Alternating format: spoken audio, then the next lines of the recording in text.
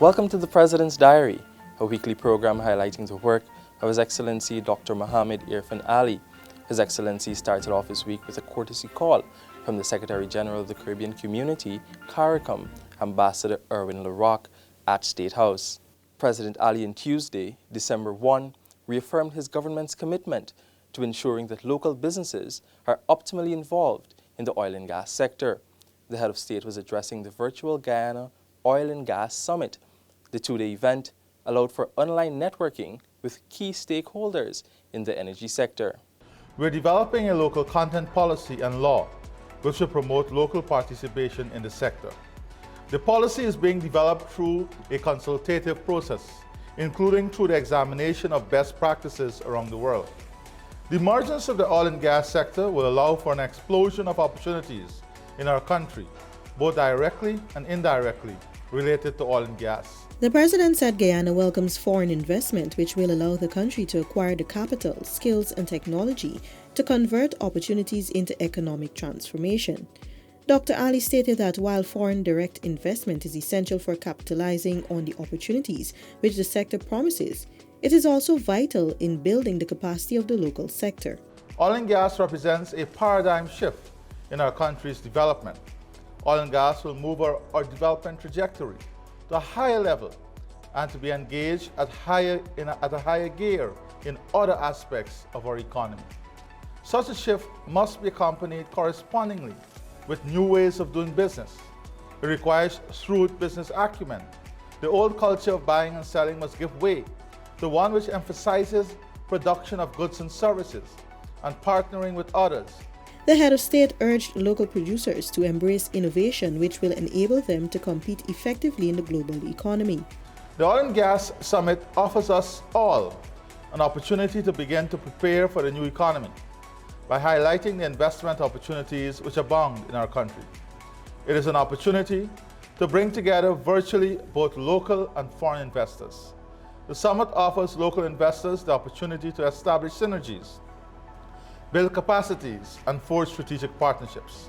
On the evening of December 1, His Excellency Dr. Mohamed Irfaan Ali, First Lady Mrs. Arya Ali, and several ministers of government attended the Region 3 Christmas tree light-up in Vredenhoek, West Coast, Demerara. President Ali wished those in attendance a season filled with joy, happiness, and good health. He told residents that they must be proud as Guyanese that the nation was able to see democracy prevail. He said this was due to the hope, aspiration and commitment of our people. The President said his focus is on developing the lives of all Guyanese.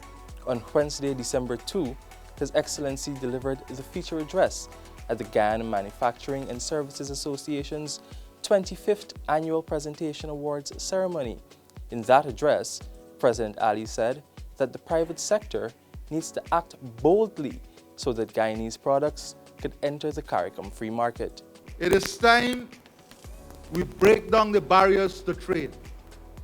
It is time we stake our place, and whilst we have the capacity and will invest on food security, private sector needs to push hard on all the barriers that prevent our goods and services from entering a free market, a open market, a unified market in CARICOM.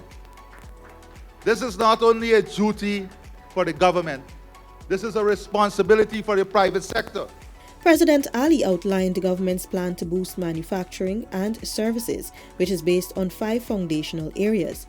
Some of these include higher levels of sustained economic growth, modernization of the primary sectors, the installation of transformational infrastructure, and the rebalancing of the economy to boost value-added production. But above all of this will be our ability to service the needs of the new economy, will be our ability to have the right mix of human resources, human potential to fuel the growth and development that will take place. It is for this reason that we are realigning the educational output with the economic requirement. And you will see the unfolding of 20,000 scholarships to ensure we build a capacity right here at home to take the opportunities that are coming our way. I assure you that we have commenced discussion on having a world-class, world-rated oil and gas institute and training center right here in Guyana, and we will achieve it. We must achieve it. This will not only provide training for Guyanese, but for human resources in the oil and gas sector from across the region. The president said the economy is expected to expand and grow over the next decade, with much of this growth as a result of the oil and gas sector. However, Dr. Ali said his government is readjusting the economy to ensure that growth is spread across all sectors. Economic growth has traditionally been associated with an expansion of business activity. However, we must avoid becoming too dependent on imports. And this is why our policies are geared towards ensuring that the resources derived from growth are deployed in part to buttress local manufacturing and services. The Dr. Mohamed Irfaan Ali-led government is committed to establishing a more inclusive democracy. The government will ensure that persons with disabilities are entitled to and enjoy the full benefits of citizenship and public services. The head of state gave this assurance in a message on the occasion of the International Day for Persons with Disabilities, observed on Thursday, December 3. Persons with disabilities can be assured that they will not be excluded from the benefits of national development. They can look forward to a future in which their inherent dignity will be respected and their rights promoted and defended. My government will work to improve the livelihoods of persons with disabilities. We will ensure that they are not subject to discrimination in employment and that greater emphasis is placed on providing medical and therapeutic care. They will qualify for government house lots, and we will also provide great opportunities for them to participate more meaningfully in national development. President Ali said too that government will do its best to promote and defend the rights of persons with disabilities and to secure enhanced economic opportunities for them. Also on Thursday, His Excellency addressed the 31st special session of the General Assembly in response to the COVID-19 pandemic. In his virtual address, President Ali applauded the United Nations for its humanitarian and socio-economic response to the pandemic and its ongoing efforts for a post-COVID-19 recovery plan. President Ali said the UN has demonstrated the efficiency and necessity of global cooperation.